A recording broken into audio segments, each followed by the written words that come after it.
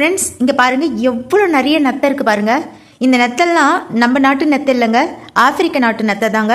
இப்போ தான் இங்கே பரவலாக வர ஆரம்பிச்சிடுது. நம்ம எடுத்துக்கலாம் சென்னை, செங்கல்பட்டு, காஞ்சிபுரம், இன்னும் நிறைய இடங்களில் நம்ம ஏரியாக்களில் இப்போ வர ஆரம்பிச்சிடுச்சு இந்த நத்தை.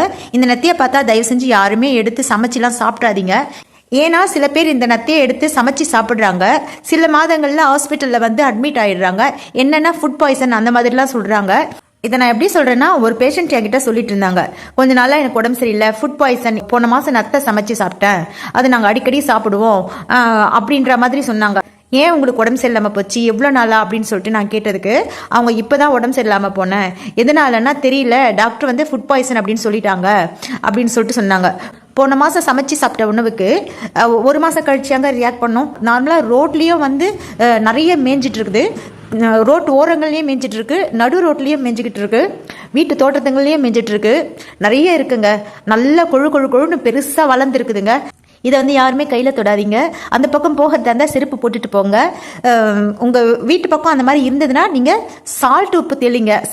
அது மேலே உப்பு தெளிச்சிங்கனாவே அது சுருங்கிடும் அப்படின்னு சொல்கிறாங்க. நீங்கள் என்ன பண்ணுங்கள், இந்த நத்திங்கள்லேருந்து கொஞ்சம் தள்ளியே உஷாராக இருங்க. கையில் தொட வேண்டாம், கால்லையும் செருப்பு இல்லாமல் நடக்க வேண்டாம். ஸோ வந்து நம்ம வந்து விழிப்புணர்வாக இருக்கலாமே. பிடிச்சிருந்தா லைக் பண்ணுங்கள், சப்ஸ்கிரைப் பண்ணுங்கள். தேங்க்யூ.